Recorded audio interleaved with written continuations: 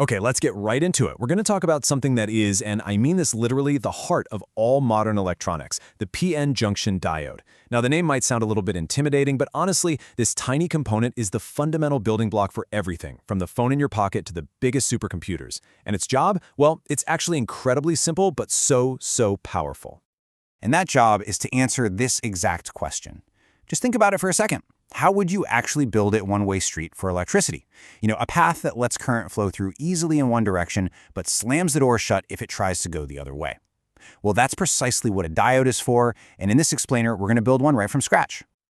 So, where do we even begin? Well, it all starts when we take two specially prepared pieces of a semiconductor, usually silicon. First, we have what's called a p-type semiconductor, which has a bunch of extra positive charge carriers that we call holes. Then we take an n-type semiconductor, which, you guessed it, has a ton of extra free electrons. The real magic begins at the exact moment these two pieces meet. Okay, so let's break down what happens in that instant. First, diffusion starts. It's just natural. There are way more electrons on the n side, so they start rushing over to the p side to fill the holes. And the holes from the p side drift over to the n side. But, and here's where it gets really interesting, as they move, they leave behind these fixed ions. They can't go anywhere. This creates a little zone right in the middle that has no free carriers at all. We call this the depletion region. Now this region, with its exposed ions, creates its own internal electric field. This field starts pushing the few minority carriers in the opposite direction, creating a tiny drift current. And finally, things settle down. Equilibrium is reached when that initial diffusion current is perfectly balanced by the new drift current. The net result? No current flows, the junction is stable. And that depletion region we just talked about, it becomes this kind of no man's land, right at the junction. As you can see here, it's just full of these positive and negative ions that are stuck in place. It's this clear separation of charge that creates that all-important internal electric field, forming a barrier. And we give that barrier a special name, the potential barrier. The best way to picture it, honestly, is to just think of it as a hill. For an electron or a hole to get from one side to the other, it needs enough energy to climb over this hill. And in its natural state, without any help, most of them just can't make it. Okay, so we've built this hill, but what's the use of a barrier if we can't do anything with it? We want to be able to control the flow of current, to open and close the gate whenever we want. And that's where something called biasing comes in. We're going to apply an external voltage to either lower or raise that hill. Let's see how it works. First up, let's open the gate wide open. This is called forward bias, and it's super simple to set up. We connect the positive terminal of our battery to the P side and the negative terminal to the N side.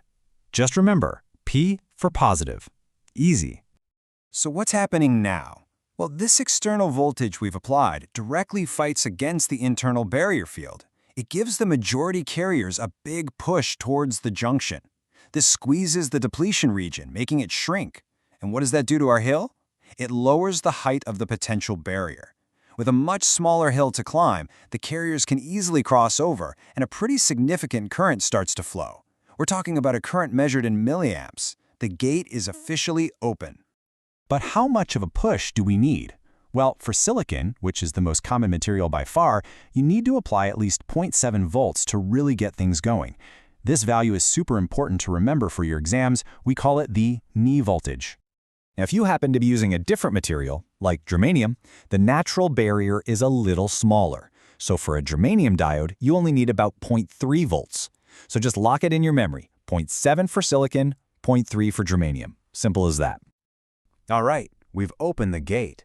Now how do we slam it shut and bolt it? We use what's called reverse bias.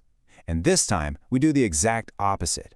We connect the P side to the negative terminal and the N side to the positive terminal. So what happens now? Well, this time, the external voltage actually helps the internal barrier. It yanks the majority carriers away from the junction, which makes the depletion region get even wider. And this, in turn, makes our potential barrier even higher. The hill basically becomes a mountain. It's almost impossible for the majority carriers to cross now. The only thing that gets through is a teeny tiny leakage current, measured in microamperes. That's 1,000 times smaller than before. The gate is bolted shut. Okay, so let's just put all of that side by side for a quick summary. This is a great slide for revision. In forward bias, the barrier gets narrower and shorter, you get a big current in milliamps, and it's all about those majority carriers. In reverse bias, it's the total opposite. The barrier gets wider and taller, you get a tiny, almost negligible current in microamps, and that's carried by the minority carriers. So we've seen how to turn the diode on and how to turn it off. Now it's time to put it all together and look at the complete electrical personality of a diode, all on a single beautiful graph. And this is it, the famous IV characteristics curve. I for current is on the vertical axis, and V for voltage is on the horizontal. This one graph tells us pretty much everything we need to know about how a diode behaves. Let's just trace our finger along the curve. The top right part, that's forward bias. You can see the current is almost 0, 0, 0, until we hit that magic knee voltage, 0.7 volts for silicon, and then bam, it shoots up almost vertically. The gate is open. Now look at the bottom left, that's reverse bias. As we increase the negative voltage, what happens? Almost nothing, just that tiny flat line of leakage current. The gate is shut. But what happens if you keep pushing that reverse voltage higher and higher? Well, if you keep pushing it, you eventually hit a critical point called the breakdown voltage. And at this point, the electric field becomes so incredibly strong that it literally rips electrons free, and you get a massive, sudden flood of current in the reverse direction. It's the diode's absolute limit, and if you push it this far, you can easily destroy it for good.